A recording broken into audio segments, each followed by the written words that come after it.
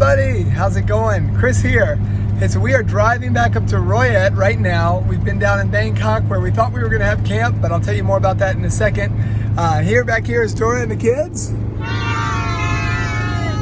here's Kat, our teammate, who's driving right now. So I have a moment, of peace to figure out how to write to you guys and call you guys to let you know what's going on, so you guys can be praying for this.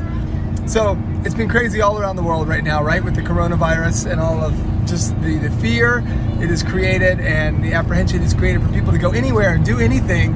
But through it all, somehow, miraculously, by God's grace, we are able to do our camp. But here's just kind of what's happened over the past 2 weeks.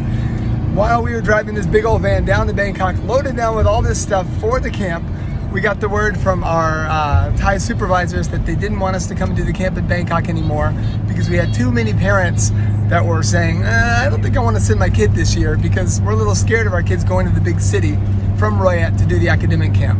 And we understand the fear. I mean, it is what it is, you know? I mean, it's a scary thing globally. So we're driving down the road on our phones trying to figure out what the next step is and how we can figure out how to make this thing still happen, or if it was plausible.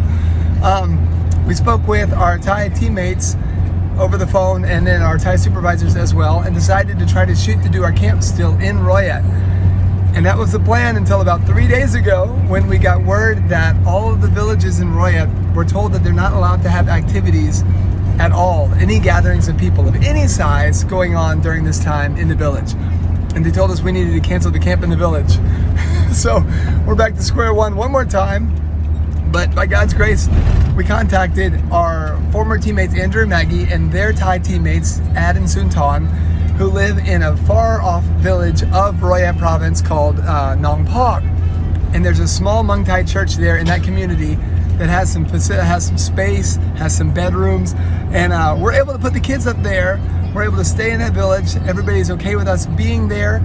We're gonna kind of lay low, but we're gonna have time to have a more concentrated, focused, chill camp that we've normally had in the past. In the past, we've done these academic camps. We've brought in all these guests. We've brought in all these guest tutors and teachers. And right now we have the opportunity to do a much chiller camp where we're gonna teach English. We're gonna spend a lot of time in the Word and a lot of time with these kids talking about what is love.